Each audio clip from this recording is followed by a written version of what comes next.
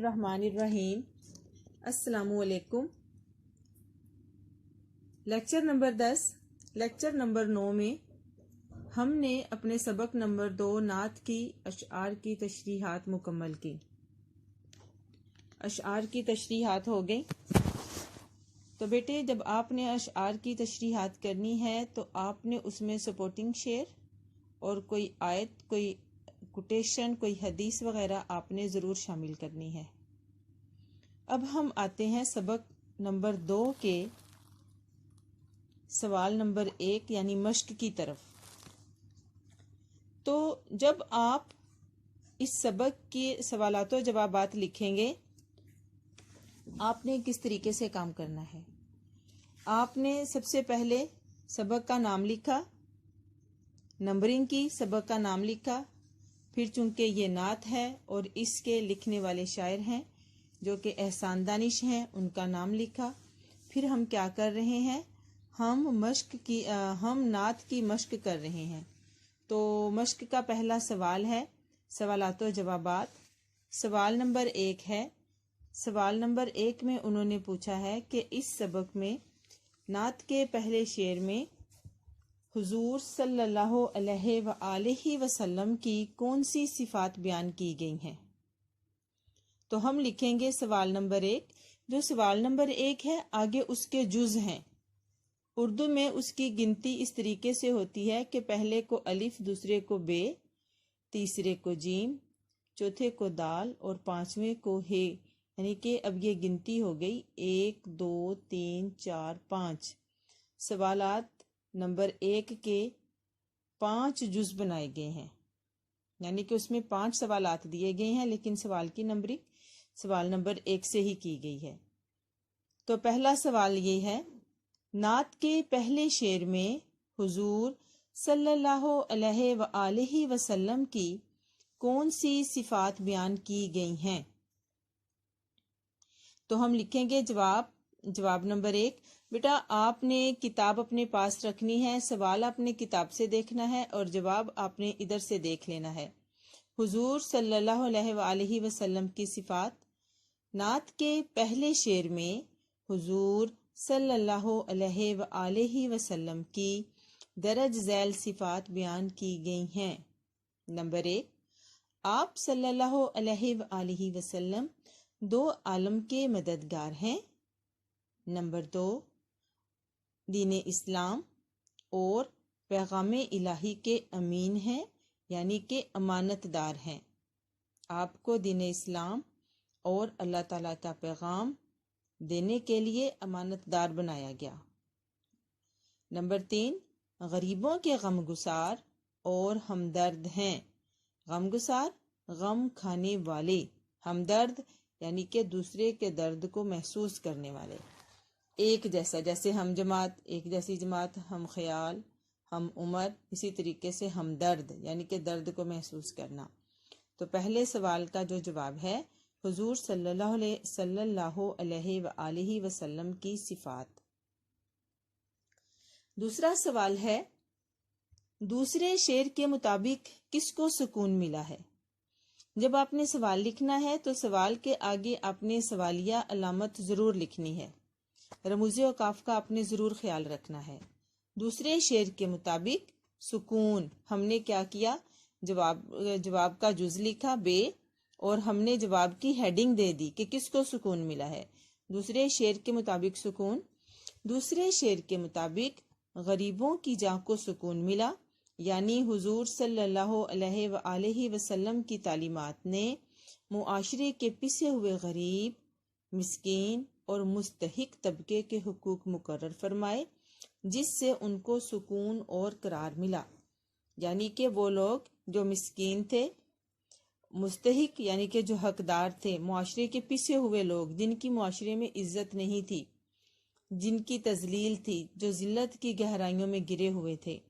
غریب کی ویسے ہی جو سمجھی جاتی تھی اس کی سب سے بڑی برائی اس کا غریب ہونا، اور ایسے لوگ جن کی معاشرے میں عزت نہیں تھی، حضور اکرم صلی اللہ علیہ وآلہ وسلم نے تمام لوگوں کے حقوق مقرر فرمائے، اور یہی وجہ تھی کہ جب انہیں یہ حقوق ملے تو ایک یقین اور ایک خوشی کا احساس پیدا ہوا، جس کی وجہ سے انہیں سکون اور قرار ملا، یعنی کہ انہیں چین مل گیا۔ کیونکہ جو امیر لوگ ہوتے ہیں، جو معزز امراء جو ہوتے ہیں، جنہیں پہلے ہی جو معاشرے کو خود چلا رہے ہوتے ہیں، ان کے لیے تو کوئی مسئلہ نہیں۔ وہ لوگ جو کہ غریب اور ذلت کی گہرائیوں میں گرے ہوئے تھے، انہیں ان کے حقوق مقرر کر کے یہ بتایا کہ یہ بھی معاشرے کے ویسے ہی لوگ ہیں جیسے کہ دوسرے ہیں، اگر کوئی برتر ہے تو صرف تقویٰ کے سبب سے۔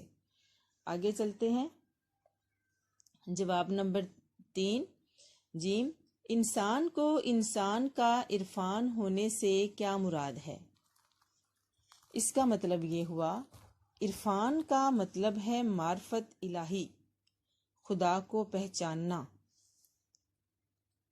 یعنی کہ اللہ تعالیٰ نے انسان کو جو حقوق عطا کیے، انسان کو اپنے فرائض اور حقوق کا احساس ہوا کہ ہم انسانیت کی کس معراج پر ہیں، تو انسان کو انسان کی پہچان ہوئی۔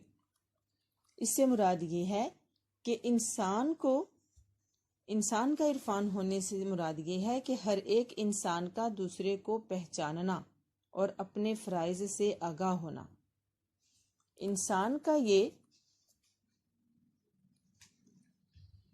پہچاننا کہ اس کی تخلیق کا مقصد کیا ہے، کہ اللہ تعالیٰ نے انسان کو جو بنایا ہے، پیدا کیا ہے، اس کا مقصد کیا ہے۔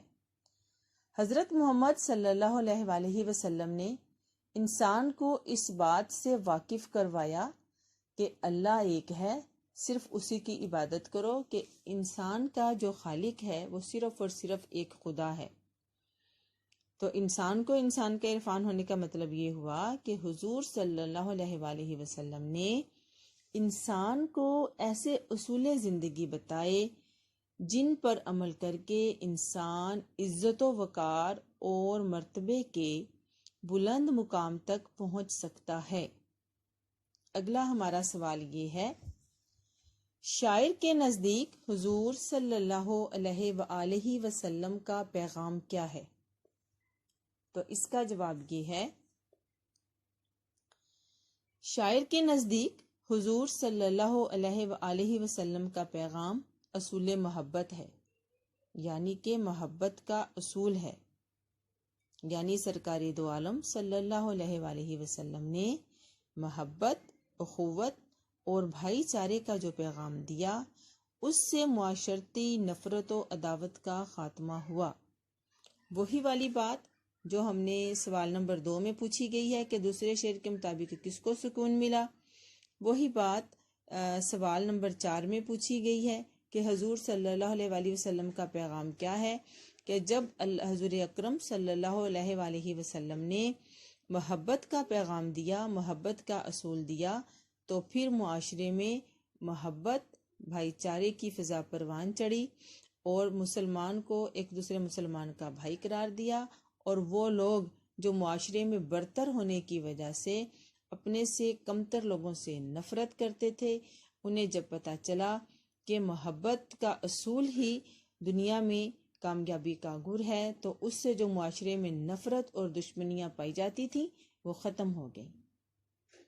اگلے سوال کی طرف چلتے ہیں کہ نعت کے آخری شعر میں خضر علیہ السلام سے کون سی ہستی مراد ہے؟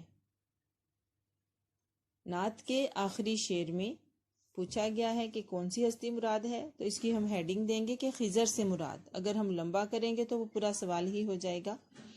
اس سے بھی سمجھ آ رہی ہے، نعت کے آخری شعر میں خضر سے مراد حضور صلی اللہ علیہ وآلہ وسلم کی ذات بابرکات ہے۔ یعنی ہمیں پتہ چلا کہ خضر سے مراد حضرت صلی اللہ علیہ وآلہ وسلم کی مبارک ہستی ہے۔ جس طرح حضرت خضر علیہ السلام بھٹکے ہوئے لوگوں کو راستہ بتاتے تھے، اسی طریقے سے حضرت محمد صلی اللہ علیہ وآلہ وسلم کے لیے حضرت خضر کا استعارہ استعمال کیا گیا ہے، کہ وہ بھی ان کے بارے میں کہا جاتا تھا کہ وہ بھٹکے ہوئے لوگوں کو راستہ دکھاتے تھے۔ رسول اکرم صلی اللہ علیہ وآلہ وسلم نے اپنے پیغام سے دنیا کو جو کہ غافل تھے، بھٹکے ہوئے تھے، انسانیت کو نہیں پہچانتے تھے اور معاشرے میں ظلم و ستم رواں دواں تھا۔ حضور اکرم صلی اللہ علیہ وآلہ وسلم نے اس تفریق کو ختم کر کے مساوات اور برابری کا درس دیا۔ تو یہاں اس لیے ان کے لیے استعارہ استعمال کیا گیا کہ حضرت خضر علیہ السلام کی طرح بھٹکے ہوئوں کو راستہ بتانے والی ہے۔ تو بیٹے آج یہ ہمارا اس سوال میں ایک لفظ جو ہم نے دیکھا کہ خضر علیہ السلام سے کیا مراد ہے، جیسے کہ ہم نے پڑھا کہ خضر علیہ السلام سے مراد حضرت صلی اللہ علیہ وآلہ وسلم کی مبارک ہستی ہے کہ ان کے لیے استعارہ استعمال کیا گیا ہے۔ اب خضر صدر راہ گزار میں گرامر کے لحاظ سے علم بیان کی ایک اور قسم ہے تلمیح۔ تلمیح بیٹا یہ ہوتی ہے کہ ایک واقعہ، ایک لفظ یا ایک جملے سے پورا واقعہ ذہن میں آ جائے۔ اب یہاں ایک لفظ آیا خضر، تو ایک لفظ سے حضرت خضر علیہ السلام کا پورا واقعہ ہمارے ذہن میں آ گیا۔ گرامر میں، علم بیان میں اسے تلمیح کہا جاتا ہے۔ جیسے مثال کے طور پر علامہ اقبال کا ایک شعر ہے کہ چاہے یوسف سے آ رہی ہے یہ صدا، کہ دوست یہاں تھوڑے ہیں اور بھائی بہت۔ میں شعر دہراتی ہوں، چاہے یوسف سے آ رہی ہے یہ صدا، دوست یہاں تھوڑے ہیں اور بھائی بہت۔ اب چاہے یوسف، چاہ کا مطلب کنواں، کہ حضرت یوسف علیہ السلام کو جو کنویں میں پھینکا گیا تھا، ان کے بھائیوں نے انہیں پھینک دیا تھا، تو ان کے اس واقعے سے چاہے یوسف سے پورا واقعہ ذہن میں آ گیا کہ ان کے بھائیوں نے انہیں کنویں میں پھینک دیا تھا اور واپس چلے گئے تھے۔ تو یہ سارا واقعہ جو ہے گرامر میں، علم بیان میں، اردو میں اسے تلمیح کہا جاتا ہے۔ جیسے کوہ طور، طور کا پہاڑ، تو یہاں سے ہمیں حضرت موسیٰ علیہ السلام کا واقعہ ذہن میں آ جاتا ہے۔